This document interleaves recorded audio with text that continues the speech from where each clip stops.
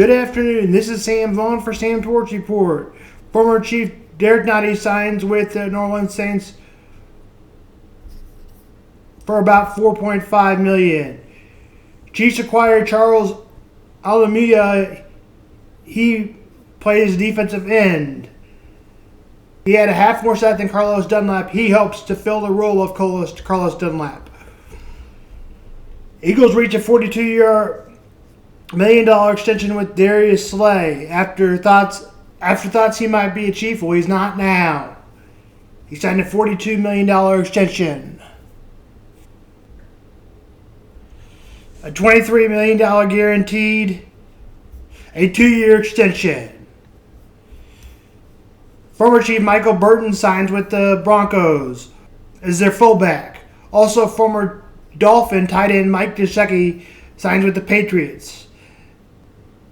Johanna Williams would like to get out of Cincinnati. Would the Chiefs be in on something like that? The second location of North Kansas City becomes a location for the Royals. On the other side is Cuyahoga County. I'm sure downtown will be coming soon. Kansas beats Howard yesterday, was able to keep it close for the majority of the first half, 37-34. But to end the half, the Kansas Jayhawks went on a 13-3 run, or went on a 13-0 run. Jalen Wilson led all scorers 20. Grady Dick got 19. KJ Adams had 13. Also, Shai Odom scored 15 for Howard. Kansas will play Arkansas, who will be a tough opponent. More pros on the team than that in Kansas. That game tips off tomorrow at 4:10. KU is favored by 3. Mizzou starts the day off with a lead of 8, but it got down to 2 at the half. With 6:09 mark, they actually took the lead, but with the 6:09 mark to go, Missouri took the game over and capitalized on turnovers, made threes, only made 4 threes. Mizzou is coming hard and great, guarding the threes all the time. The second half started with hit threes of Damar Hamlin and Kobe Brown and took nobody pushing the seniors around. Mizzou made 10 threes, and when they hit the threes, they can play with anyone. Hodge was on fire in the second half, and he was really good. He was forcing steals, and he had 50% from the 3. He had 25 points. In 13-2, Kobe Brown finished with 19. He was hitting his shots. A very strong team to get down low and just built. 76-64 was Missouri's win. Tip time is at 5:10. Then the game was tomorrow's game for Missouri's tip time is at 5:10. Now stay tuned to see what happened in the Providence game. Then a game that was close throughout. Arizona Princeton couldn't hit their shots. Neither team could, but they hit a 3 late. The 2 seed is 139-10 against a 4 seed, about the 110 mark. He hit a shot that gave them the lead. Got up by 5 and never looked back. The final score was 59-55. The Princeton will play Mizzou. It will be a 7 versus a 15. Tip again is at 5:10 for a chance to go to the Sweet 16. We'll tell you tomorrow if Missouri makes it that far, how long it's been since Missouri's made it to the Sweet 16. Furman and Virginia only led by 5. A 4 versus 13. They hit 10 threes. They got up by 6. Put the first lead with a 3 and hit that 3, which was a steal out of bounds. That was with 1 second to go. And Virginia couldn't make the final shot. Furman wins 68-67. A 4 versus a 13, and on that day, 5 years ago, a 1 lost to a 16. More on scores from yesterday's game. Maryland beats West Virginia 67-65. Alabama beats Corpus Christi 96-75. San Diego State beats Charleston 63-57. Arkansas beats Illinois 73-63. Auburn beats Iowa 83-75. Duke beats Oral Roberts 74-51. Northwestern beats Boise 75-67. Texas beats Colgate 81-61. Houston beats Northern Kentucky 63-52. Tennessee edges out Louisiana 58-55. And UCLA beats UNC Asheville 86-53. And 10 beats a 7. Penn State over Texas A&M 76-59. And right now, Fair Dickerson leads Purdue. Kentucky leads Providence 42-37. Gonzaga leads Grand Canyon 40-36. Miami leads Drake 15-13. Michigan State beat USC earlier today 72-62. Kansas State lost to Xavier in a close one 72-67. Baylor beats UC Santa Barbara 74-56. St. Mary's beats VCU 63-51. Marquette beats Vermont 78-61. Not a good pairing by Iowa State. As I said, they were overrated 59-41. NC State and Creighton. Creighton wins 72-63.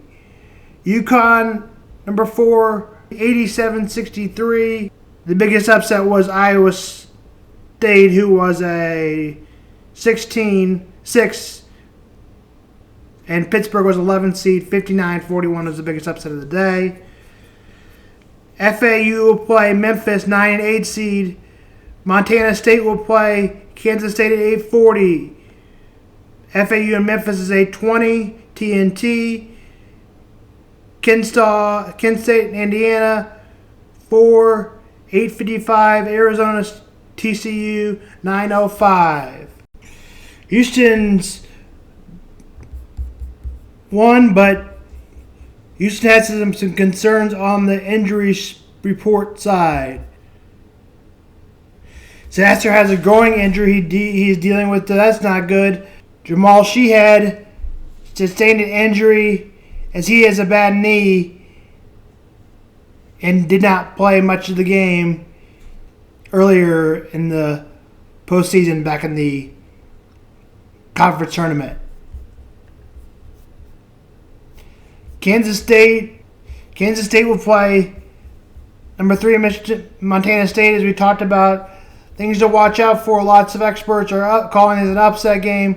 Kansas State was 11-7 and 12-2 outside of conference play.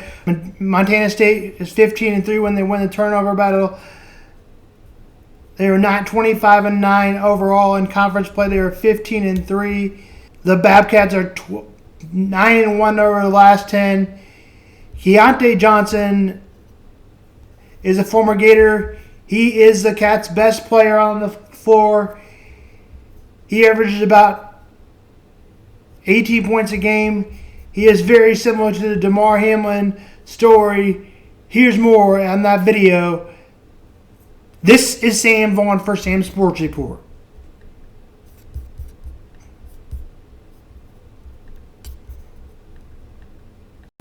And a 16 beats a 1 for the second time in history as Purdue goes down. Fair Dickerson 63-58. Sean Monroe led him with 19. Purdue couldn't get it done. Zach Edey led him with 21. But in the end, Purdue just couldn't get it done. Purdue is out as the number 1 seed. Now we move on to the Kansas State story. And this is Sam Vaughn for Sam Sports Report.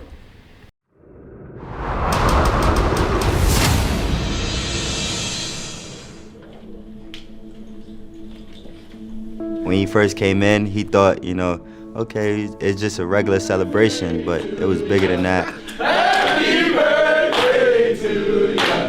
Happy birthday, happy birthday. My mom made up that name, Rebirth, and it's just December 12th. I just keep that as my rebirth day of a second chance of life.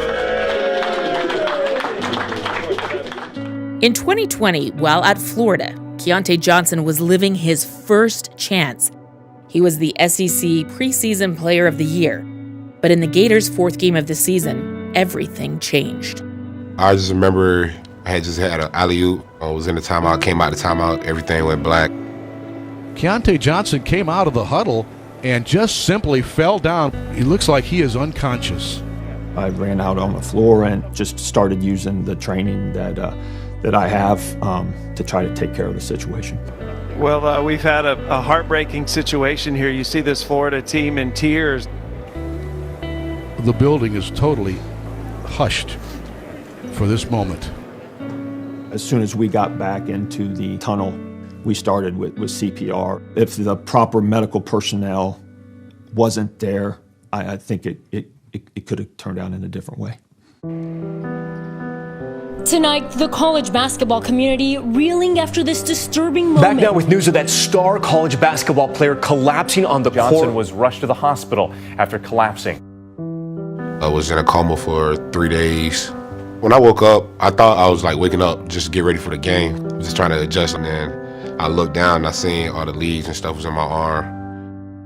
Johnson was in the hospital for nearly 2 weeks and eventually diagnosed with what doctors call an athlete's heart, an increase in cardiac mass due to systemic training. Keyontae's life was saved, but his basketball future was in question. Everything was going good, thinking like I'm about to get cleared or Florida gonna finally clear me. And he told me I wasn't cleared to play there, like they disqualified me. And I probably like that hurt. I had started crying in there and just I thought it was over with from there. So I had went to go get 2 more opinions from other doctors and the NBA Player Association, and both of them cleared me. Cleared to play and looking for a fresh start, Keyontae transferred to Kansas State in 2022 and resumed basketball activities for the first time since he collapsed.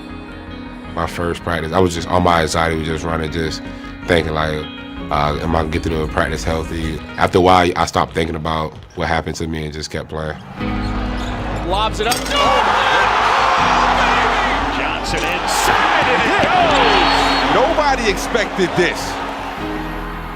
Sometimes young men who haven't been through something like this, they're always thinking about down the road, and they don't enjoy the moments they're in right now. K-State knocks off number 2. He plays with joy. He had a second chance of life. When he's out there, it doesn't look like he's missed a beat. I love the game of basketball. I feel like I could make a positive impact with my story to a lot of people. Everything I've been through, I can finally feel relaxed and just play the game I love.